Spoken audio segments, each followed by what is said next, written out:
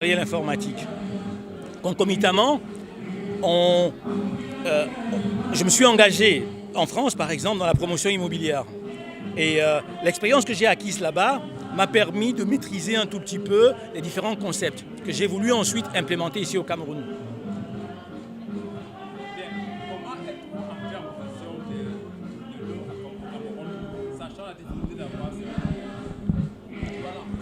Le lot sur lequel nous avons travaillé aujourd'hui, j'ai eu la chance de l'acquérir par le biais de mon grand frère il y a une vingtaine d'années. Et quand m'est venue l'idée d'investir dans l'immobilier, de faire de la promotion, naturellement, pour réduire les coûts, maîtriser les coûts et ne pas avoir à faire des frais inutiles, je me suis dit, je commence là-dessus. Donc c'est comme ça que j'ai travaillé sur ce terrain. Mais d'autres acquisitions sont en cours ou ont été faites et de nombreux partenariats sont en discussion avec des propriétaires terriens. Vous faites dans le bâtiment clé en main.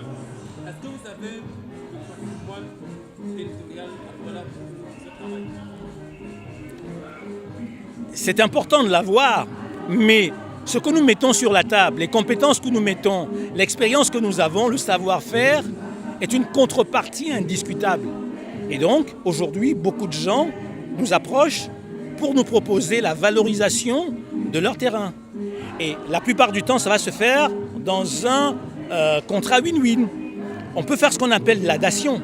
C'est-à-dire que contre le terrain qu'ils vont apporter, ils peuvent avoir en retour des maisons. De cette façon-là, nous ne déboursons pas d'argent et eux non plus. Mais chacun y trouve son compte. La maison que vous proposez aux Camerounais, c'est quel type de maison? Nous proposons des maisons aux Camerounais qui sont des maisons d'abord écologiques.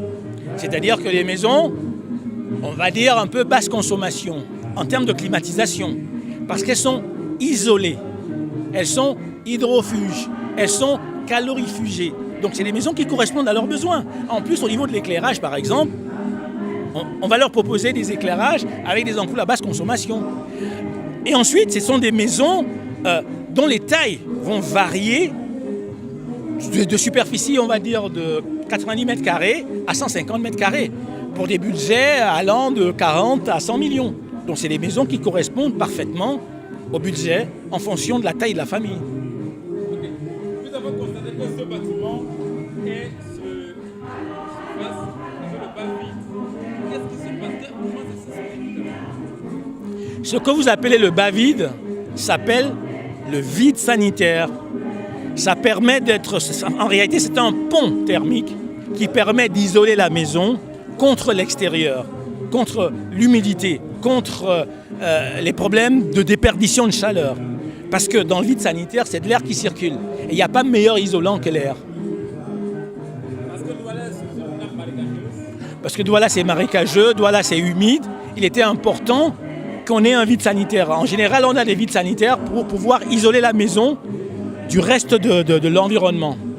En plus du vide sanitaire, on a d'autres contributions techniques qui sont par exemple l'enduit que vous avez vu, qui est un enduit hydrofuge imperméabilisant. On a des appuis de fenêtres, on a le double vitrage, on a la VMC, on a de la laine de roche, etc., etc. Comment se fait-il que ce bâtiment est insonorisé? Il est insonorisé simplement parce que les différents composants ont été étudiés et conçus pour être phoniques. À commencer par les ouvertures qui sont en double vitrage. RE+1, sur une superficie de 100 mètres carrés environ, vous trouvez un Cameroun après. On va être dans une fourchette de 60-70 millions. Combien de pièces par exemple? En termes de pièces, c'est 3 chambres à coucher avec 2 salles d'eau, dont l'une pour la suite parentale. Et au rez-de-chaussée, on aura une cuisine de 12 mètres carrés à peu près et une pièce à vivre, à savoir séjour et salle à manger de 40-45 mètres carrés. Qu'en est-il de produits cadastrales, dossier cadastral? On peut aller de 140 à 300 mètres carrés pour la parcelle, la superficie de la parcelle. Tout à fait. Merci beaucoup. De rien.